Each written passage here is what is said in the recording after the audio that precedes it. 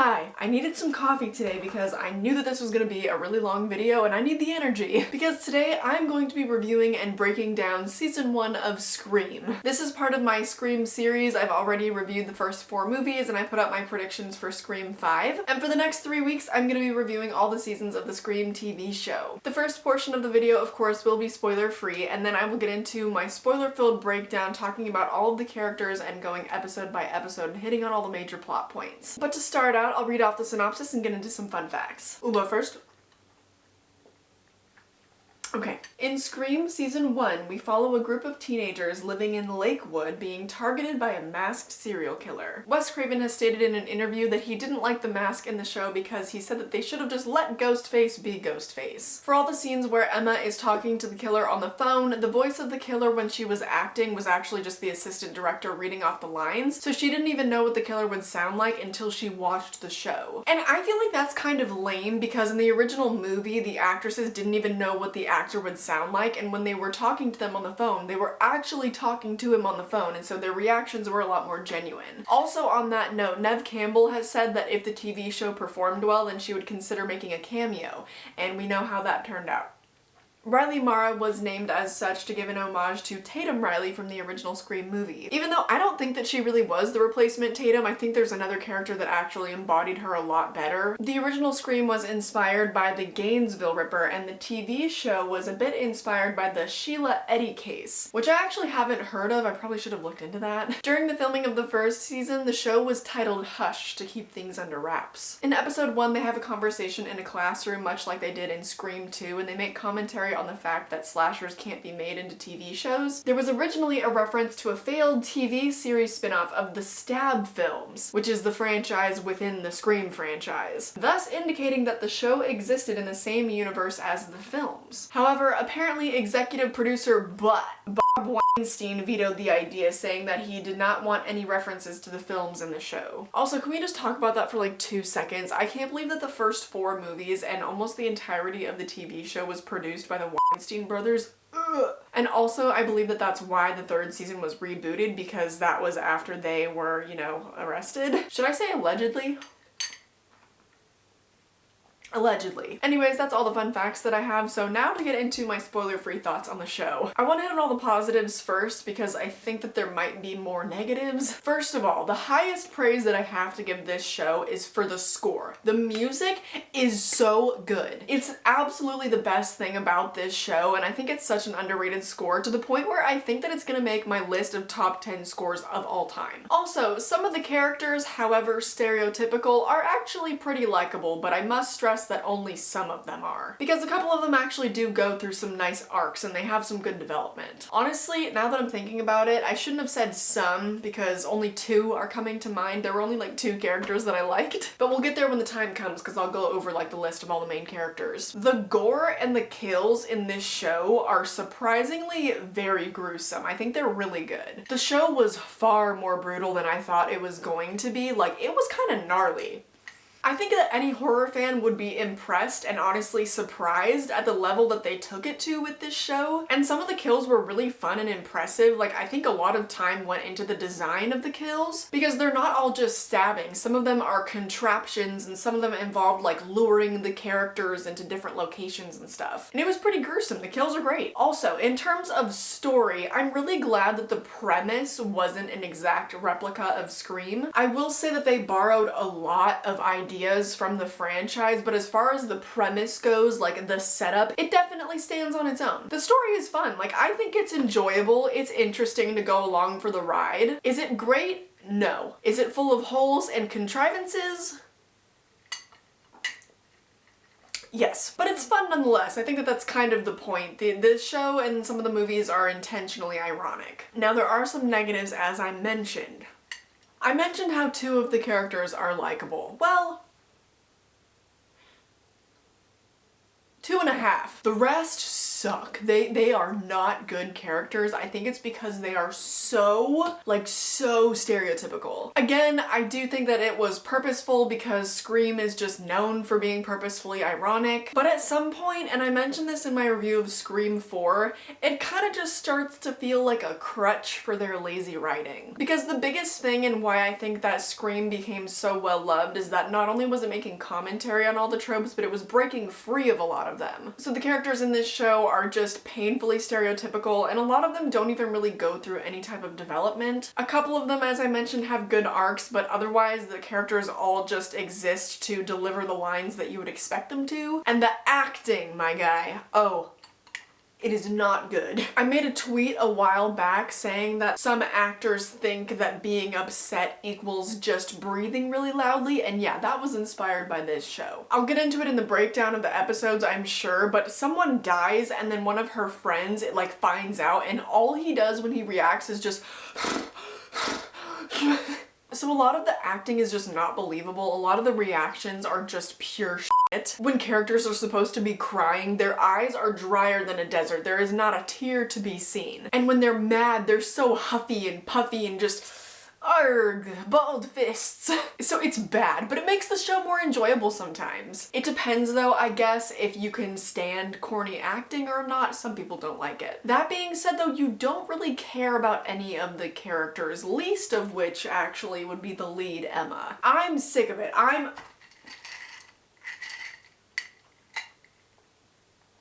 sick of it. Oh, white, blonde, plain-looking girl who is soft and nice to everyone. Boring. Boring! Not to mention the only splash of color in this show was an Asian girl, and okay, I can't talk about it, but I'll get into it in spoilers. So basically the entire cast was just printer paper. So a lack of diversity is another qualm that I have. Another negative, another very weird thing that I didn't like is that there is a very heavily romanticized relationship between a teacher and a student. And the girl is just shown in her bra and underwear in multiple episodes. Like, they really liked to undress this girl. And I've said it before, like, let underaged characters be underaged. Like, let them be represented as the minorities they're supposed to be. Stop sexualizing them. It's weird. Granted, they're being played by people who are actually in their mid-20s, but even that, I've said before, I think it's weird. Like, why aren't teenagers actually played by teenagers? The reason also why I say it's so heavily romanticized is because the teacher is hot. Like, that man is fine as hell. But it doesn't change the fact that he's a predator, you know?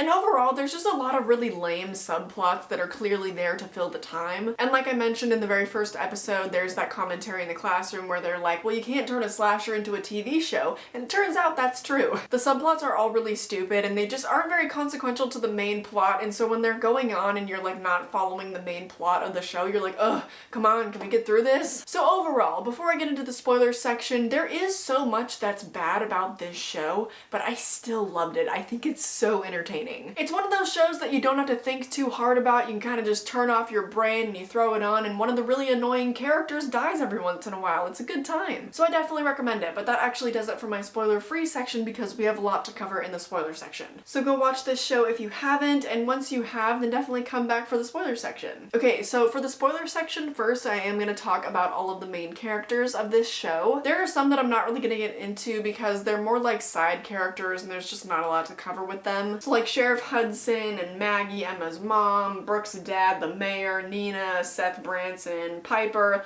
Like, there's a few more that I think I'm going to touch on more when I get into the episode breakdown, but for now I'm just going to talk about the main characters. First of all, Will Belmont. Okay.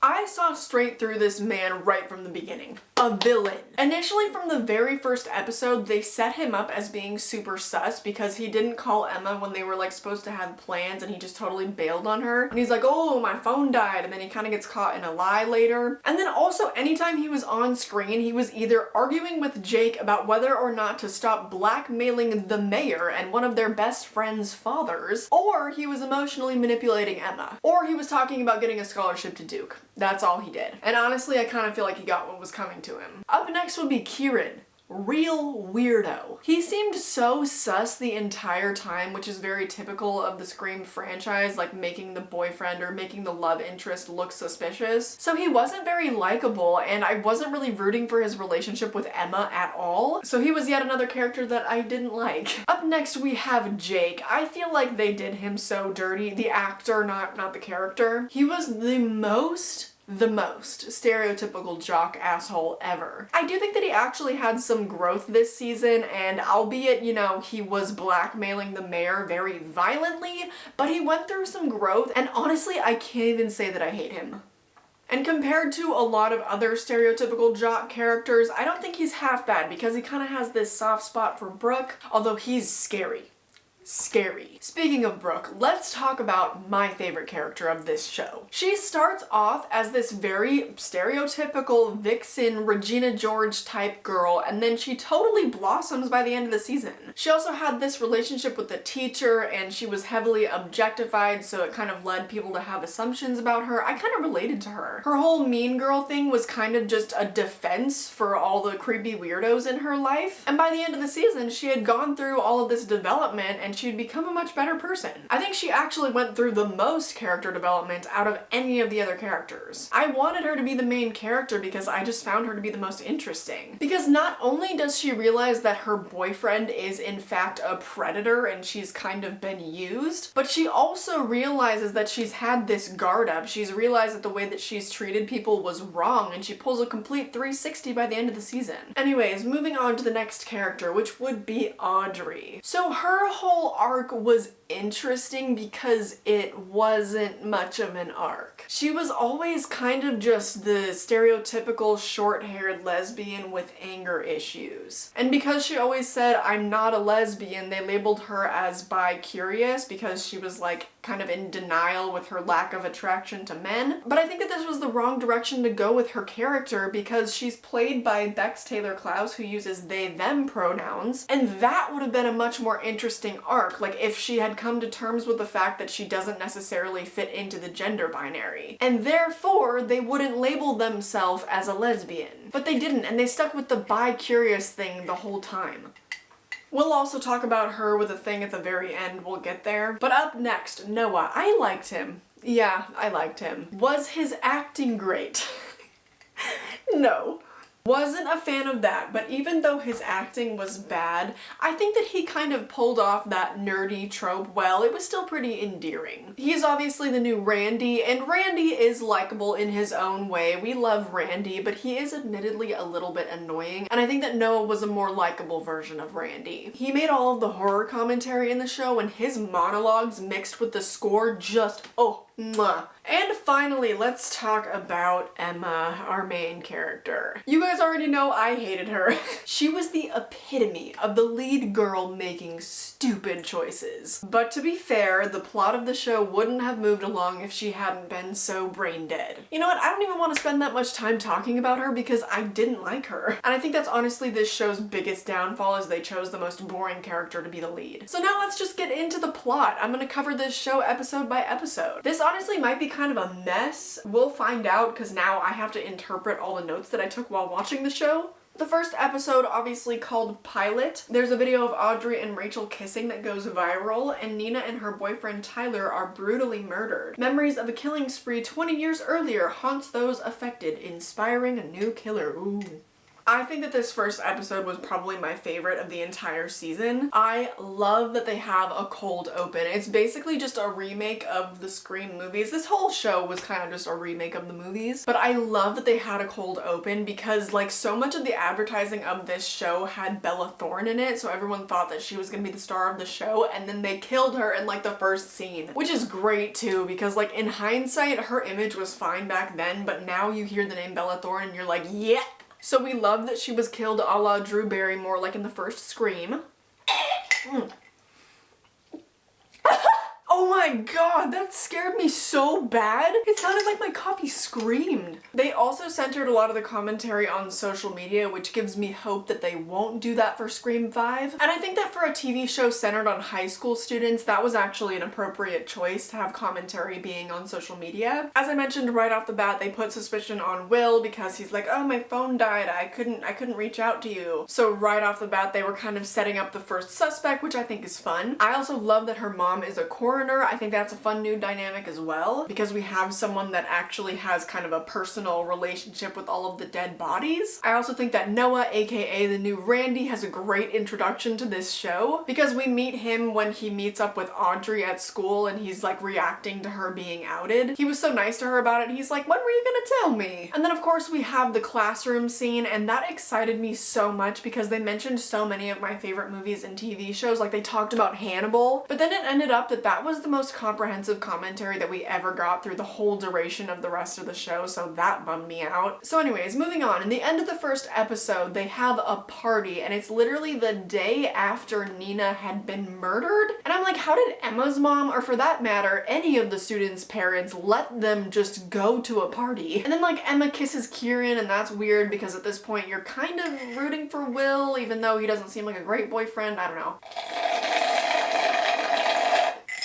But other than that whole like makeout scene, I think that the first episode is honestly done so well. Like the first episode had me so pumped to watch the rest of the show. They begin the mystery of Brandon James too, which as I said, I think that's a really cool, unique premise. The editing is also fun because it makes everything sort of obvious in a very ironic Scream-esque way. And also, as I said, the score is immaculate. So like overall, the first episode is a great package. Like it contains all the good stuff. Moving on to episode 2, which is titled Hello, Emma. Another teenager's death raises questions, causing yet another rift between Emma and Audrey. Piper, a provocative podcaster, comes to Lakewood to report on the town's murders. Right off the bat in this episode, I can't believe that there wasn't a trigger warning, because there was this girl and she was like committing self-harm just right in the beginning of this episode, and then she's killed. That really bothered me. I don't think that's something that you can just kind of casually throw into a slasher TV show, because that's really just like not in tone with slashers. I think that's just too serious of a thing that they kind of just like threw in there, and there wasn't enough commentary on that. They should have treated this episode more as like a mental health awareness episode, but they didn't really do that. And her death was one of the only ones that actually made me sad, because she really didn't deserve that. Moving on though, because I kind of just want to fly through all of this, there's a lot to cover. This isn't really that consequential, but they do bring up the podcast in this episode, and it's called AOC, which I thought was funny. They also speak more on social media in this episode, and I think that it's actually done really well, because even though a lot of the characters are very stereotypical, it's not a bad representation of high school and kind of like the mental health challenges that people go through now because of social media. And they also make commentary on the fact that the killer is like sharing the deaths and sharing pictures online with everybody. And it's true, we all feel the need to share what we do. I'm a prime example of that. Then in this episode, we see more of Will being a dick to Emma, and he has this confrontation with Kieran in the hallway, and he's like, "Stay out of this, Abercrombie." I'm just really sick of the two hot guys fighting over the mildly attractive, boring lead. Like, we saw this in Twilight, we really don't need any more of it. And then at some point, I think in that scene in the hallway, there's that moment where the killer sends that picture to everybody there. I like that because they're playing with the fact that the killer has so much accessibility to everybody. And the thing with the webcam spying on Nina in the first episode, like, these are things that teenagers genuinely have to worry about these days. Oh, also at one point, the cop says, "I got a call on Kylie Street." Huh? Who, me? Anyways, so moving on, when Audrey reacted to the fact that her girlfriend Rachel died, that was awful. It was bad. She had a dry face when she was supposed to be crying. I think that would have made my list of top 5 worst reactions from this first season. Then we get more emotional manipulation from Will. "Oh, it would mean a lot to me if you were at my game. My dad's putting pressure on me." And then finally we find out about Brooke's relationship with Mr. Branson, and they just kind of really romanticize it, which is not how it happens in real life. And all tea, all shade to that, because this actually happened in my hometown, literally with my AP stats teacher. He had a very inappropriate relationship with like a 16-year-old student. It's gross. It's not sexy. Anyways, moving on to episode 3, which is titled Wanna Play a Game. Emma discovers that her mother is hiding a few secrets of her past, and the killer challenges her to a dangerous game. So one thing that I didn't like about this episode is they left the last episode kind of on a cliffhanger, and then in the beginning of this episode, instead of sort of fleshing out those plot lines, all the characters that were involved with that just sort of explained what happened. And I'm like, okay, you just explained that. I would have loved to have seen what happened. And then them discovering the bit about how Rachel didn't actually kill herself was fine. Like, it was fun to see them figuring out the mystery and stuff, but we already knew that, so that kind of just felt like wasted time. And then in this episode, they are still mourning Nina, which just kind of feels like filler, but it also kind of gave me Pretty Little Liars vibes, because they're like, I just can't believe that Nina's gone. Then Will continues to manipulate Emma. He gives her this sentimental little gift. And honestly, the first time that I watched this TV show, I was too young to recognize him as the villain that he he died. Then Brooke hides a nude in Mr. Branson's classroom, and this is definitely one of the most frustrating scenes ever. Mr. B is looking for the picture as he's teaching, as if he couldn't have gotten to school early and looked for the picture when he wasn't in a classroom full of students. Also, with the character of Riley, man, did that piss me off. I loved her relationship with Noah. I loved that there was a nerdy hot girl. I felt represented. And then dumb ass Emma was like, no, don't hurt Brooke. And then Riley died. And her death was kind of cheesy, honestly. She was on the phone with Noah and she's like, I see our stars. How was that? And then Noah's reaction to her death, by far, definitely might be the very worst reaction of this entire season. You know how I mentioned my tweet earlier? Yeah, it was inspired by him. Because he was like, why didn't you protect her? so bad. The acting in this show, like, honestly, it wouldn't be that bad if all of the characters had the ability to emote distress. But they can't. It's so cheesy. They try their best to look upset and they just look so dumb. Anyways, episode 4, which is titled Aftermath. Emma gets a mysterious message which leads her and Audrey in search of answers. So they kick off this episode showing all these teenagers coping with loss, except that everyone looks really pretty. Grief is such an ugly thing. Like, you do not look good. You look ill. You look very sick when you're in the grieving process. And these 26-year-old teenagers still look way too attractive. They look fine. It's also a lot of fluff. They don't spend this much time grieving in movies because for the pacing, it's just such a killer. Like, you gotta keep the story moving. But I guess there is something to be said about the grieving because it's a little bit more accurate to real life, except that they still look gorgeous. And then in the end of this episode, Emma gets this yearbook, and of course she's like,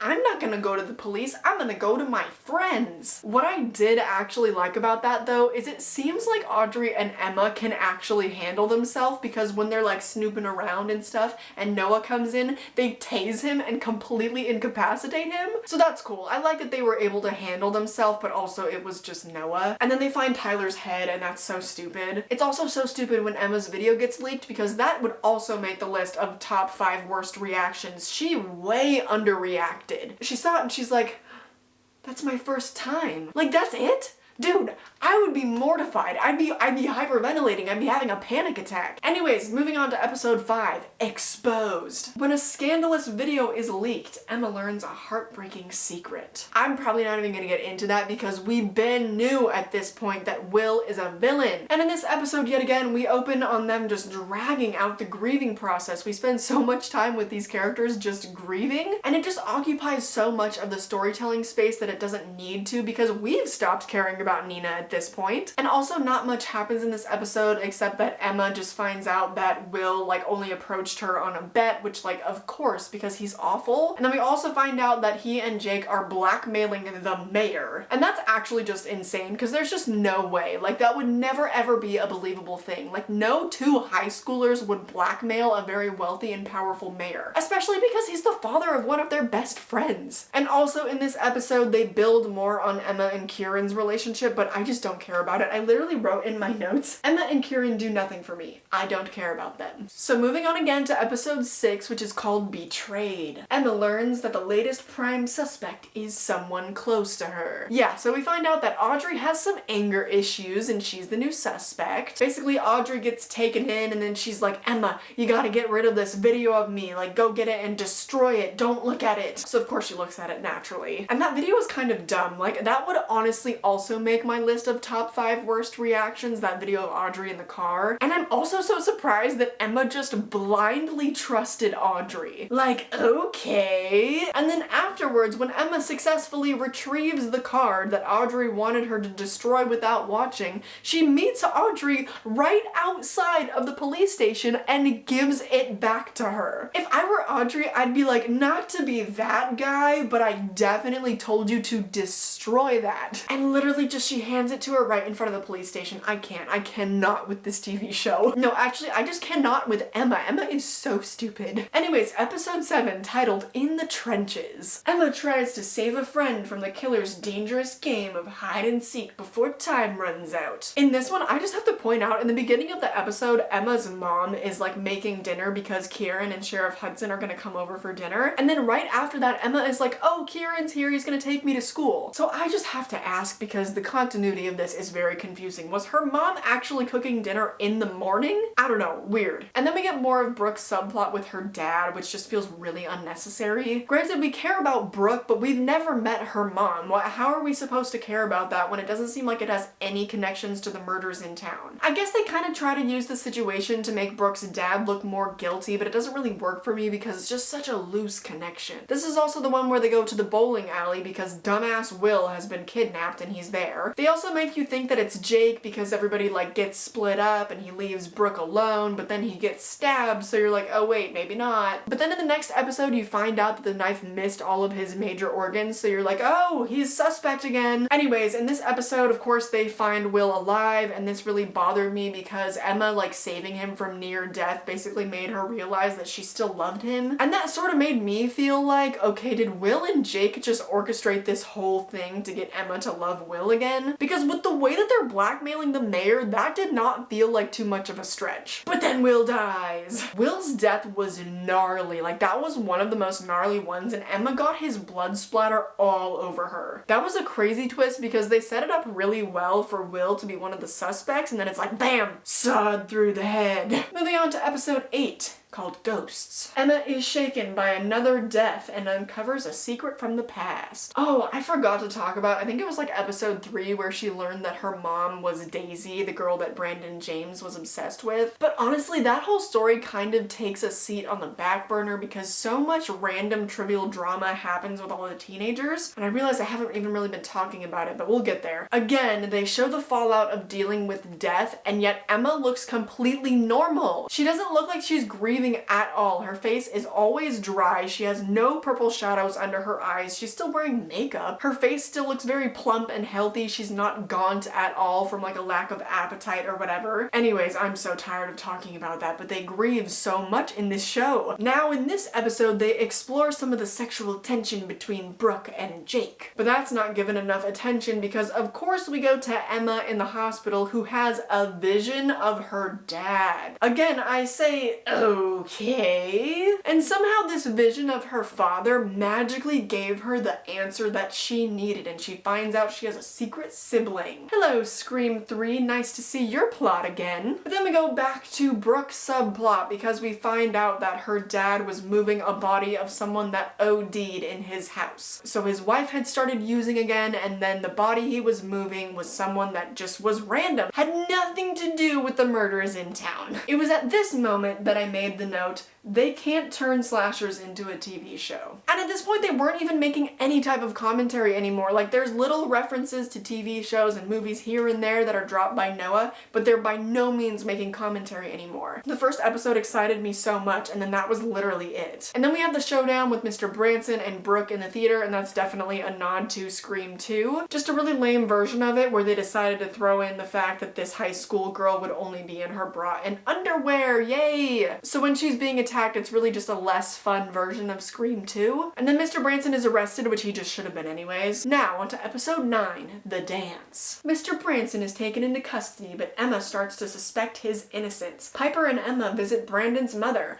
Brooke plans her Halloween after party. So in this episode, they keep up this tension with Brooke and Jake, and you're like, come on already, because for whatever reason, even though he's been violently blackmailing her father, you're like, just kiss. Just kiss each other. Also, one big problem I have with this is like, why would Emma want to go visit Mr. Branson in jail? Like, how could the adults in her life possibly let this happen? She's been having visions of a dead Will, like handing her a locket and his head being sawed in half. And they're like, yeah, sure, let her just go have a chit chat with the prime suspect. What could possibly go wrong? Then Emma meets Branson's old mom and she's like, yeah, I had Branson when I was 50 years old and that's why he was so messed up. And then she says that Seth was the one that came to visit her, although she seems horribly confused, so I didn't buy into it. And that's one of the major problems is like, I don't buy into any of the twists that they bring up because we're not on the last episode yet. I will say though that the dance in this episode was awesome. It looked so sick. I wish that the people at my high school were half as cool as the people in this show because everybody was dressed up. It looked awesome. And then we find out about Kieran's backstory with Nina, which makes him look really bad because his story doesn't really line up with what actually happened because he didn't drop off Nina that night. Tyler did. But that never gets brought up. That's a plot hole that nobody talks about. And then Piper tells Emma that Kieran was the one that went and visited Branson's mom. Oh my god, Brandon. Brandon's mom, not Branson. But Kieran's dad is the cop. Like, would the cop be lying about that? And Emma believes Piper and like, dude, Emma is so stupid. And then I think at the end of this episode is when the cop dies and his death was also gruesome. With like how he was tied up and then as soon as they released him, his like guts spilled out and everything. And then after that we see Audrey and Brooke at Brooke's party and they're starting to bond, which I actually thought was a really nice moment. I liked seeing the two of them interact and being all friendly. But what I hated, oh my god, was the dialogue. Audrey says, I like this whole real human thing you have going on right now. Ew, the dialogue is so gross. And finally, for the last episode of this first season, which was titled Revelations. Jake, Audrey, and Kieran head to Brooke's after party. Noah and Emma race against time to try to save their friends, and the killer is finally revealed. So the whole fake out with Audrey's death, which I think was in the last episode, was really confusing at the time, but then once you get to the end of this episode, it all makes sense. But anyways, once everyone leaves the party and then Mr. Branson shows up at Brooke's house, that was when I was like, oh, okay. And I had like some genuine fear for Brooke because I have mentioned Brooke was my favorite character. She was one of the only people that I cared if anything happened to her. And then when everyone meets up and all the main characters are together again, they're like, oh, you okay?